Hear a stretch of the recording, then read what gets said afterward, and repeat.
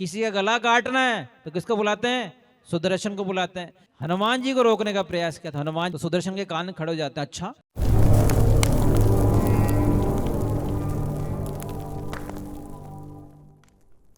जो नील चक्र है, जो भगवान का सुदर्शन है, वो ऊपर तो गोल गोल है, पर अंदर मंदिर में वो जो है वो खड़ा है। नहीं, जनरली तो गोल गोल होता है चक्र, पर मंदिर में जगन्नाथ बलदेव सुभद्रा मंदिर में देखेंगे तो देखा होगा ना, सुदर्शन जो है वो खड़ा हुआ है। सुदर्शन तो देखें किसी ने, कितने लोगों ने नोटिस किया कि ये जो सुदर्शन जो है वो खड़े हुए होते हैं। तो इसकी भी एक विशेष कथा है कि सुदर्शन खड़े हुए क्यों होते हैं।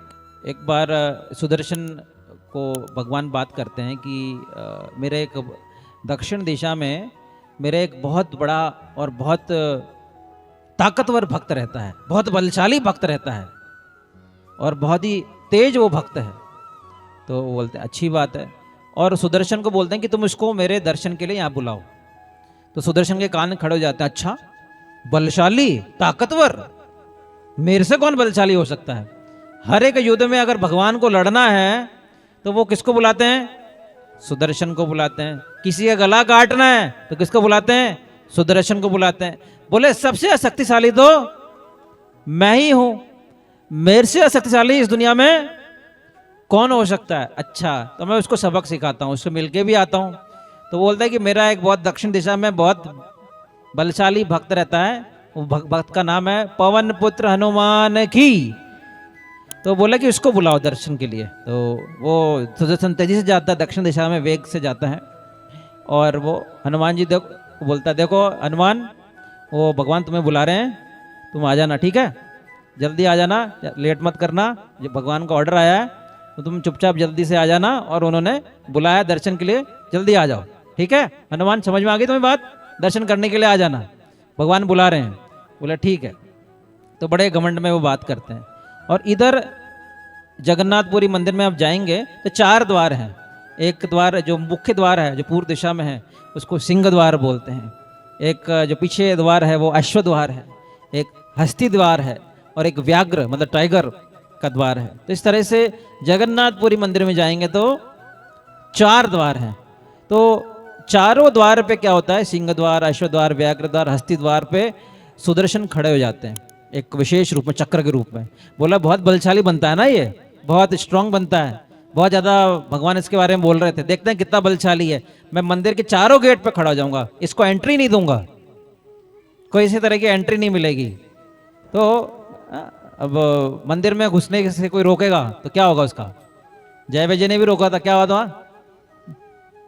श्राप मिल गया। तो उन्होंने भी क्या किया कि हनुमान जी को रोकने का प्रयास किया था। हनुमान जी पूर्व द्वार में गए तो एंट्री बंद, अरे ये तो सुदर्शन खड़ा है। पश्चिम द्वार में गए वहां भी एंट्री बंद, दक्षिण द्वार में गए वहां भी एंट्री बंद, उत्तर द्वार में गए वहां भी एंट्री बंद। तो उनको ऐसा लगता है कि हरि द्वार पे यहाँ पे है। तो भगवान से प्रार्थना करते हैं, भगवान आपने दर्शन के लिए तो बुलाया है पर यहाँ तो एंट्री नहीं मिल रही, आपका सुदर्शन वहां खड़ा है। बोले क्या आदेश है आपका? तो जगन्नाथ बोलते आदेश देने की क्या जरूरत है, आप तो बिना बोले ही समझ जाओ हमारी बात कि हम क्या कहना क्या चाहते हैं। तो भगवान की वो शक्तियों को याद करते हैं, प्रभु राम को स्मरण करते हैं, और एक एक करके सुदर्शन को पैक कर देते हैं और फेंक देते हैं, और अंदर जाके जगन्नाथ के दर्शन करके आते हैं। अंदर भी सुदर्शन होता है। तो बोलता अरे ये अंदर कैसे आ गया? तो भगवान बोलते हैं कि तुमने अंदर आने से क्यों रोका इसको, तुमने एक वैष्णव अपराध किया है। हनुमान किसी को मंदिर में आने से रोक रहे हो, ये तो बहुत बड़ा पाप किया तुमने। तो मैं तुम्हें श्राप देता हूं कि इस मंदिर में तुम मेरे पास रहोगे तो खड़े ही रहोगे, पनिशमेंट रूप में रहोगे, तुम बहुत ज्यादा अपने आप को घमंड मानते हो। तो भगवान ने उनका, भगवान का एक नाम है गर्वगंजन, जो ये गर्वगंजन लोगों का जो घमंड शांत करते हैं। भगवान को घमंड पसंद नहीं है, तो उन्होंने उन सब का घमंड समाप्त किया सुदर्शन का। ऐसा बोला कि आज से तुम इसी रूप में रहोगे। तो सुदर्शन बोला अरे ऐसा तो मेरा अपमान हो जाएगा, ठीक है मैं तुम्हें एक और आशा देता हूँ कि तुम आज से मंदिर के ऊपर भी रहोगे, और मंदिर के जब जब ऊपर रहोगे जो जो दर्शन करेगा उसको नील चक्र के नाम से बुला जाएगा, और जो भी चक्र का दर्शन करेगा उसको जगन्नाथ के दर्शन की बराबरी मिलेगी, जगन्नाथ के दर्शन के स्वरूप माना जाएगा। इस तरह से आप जगन्नाथ बलदेव सुभद्रा मैया की